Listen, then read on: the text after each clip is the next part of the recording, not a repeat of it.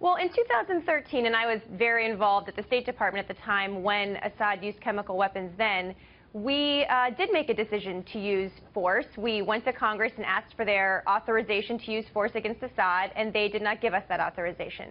So what my former boss, John Kerry, did, and there's been so much talk about this, including from President Trump in that interview with Maria, what we did was negotiate an agreement that got 1,300 tons of chemical weapons out of Syria. Now, obviously, either problem is they may have had 1,400. Well, right. Just come back to the question. Was President Obama offered the same option that President Trump took advantage of last week, essentially hitting an airfield in the middle of the night? So we actually had drawn up military plans that were in some ways more comprehensive for about 24 to 48 hours of strikes against the Assad regime. But let me go back. This is a really key point, Bill, because when Congress did not authorize that, and look, you can argue that we shouldn't have gone to Congress, that President Obama should have just attacked. We were able to get 1,300 tons of weapons out. Now, you're right. Either they hid some that we didn't know about, or they've made more in the last 3.5 years. So it was not a perfect agreement. Or the Russians didn't do the job, or they didn't keep their end of the bargain. You can see now because they look at Assad and Syria as an ally.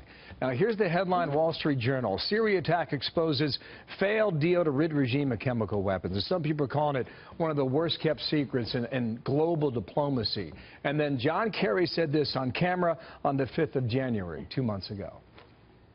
I will acknowledge to you, absolutely, I heard it all over the place. The perception hurt. Yes, the perception hurt.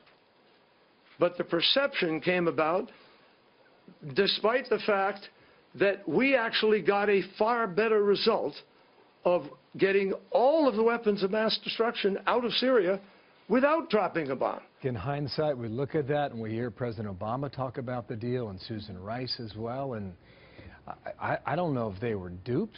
I don't know if we didn't look hard enough. I don't know if the Russians pulled the wool over our eyes. I don't know if Assad ever gave up his chemical weapons-making ability. I mean, which he may very well have done in the past few months. The point is, this was no way to check a man who's willing to use chemical weapons. And a UN investigation already this year has shown that Assad used chemical weapons 8 times in 2017.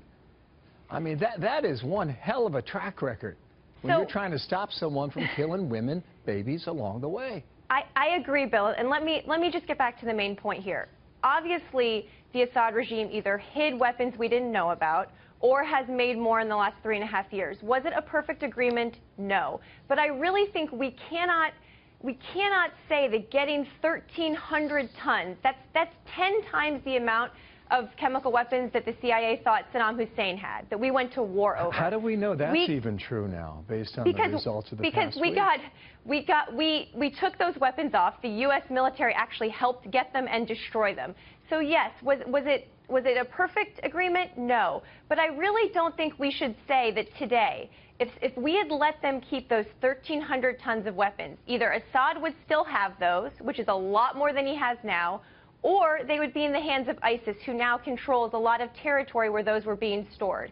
So I think that we can have an honest discussion about whether it was a good idea to make that agreement.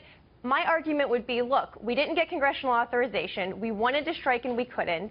And so instead, we were able to get a whole lot of really bad weapons out.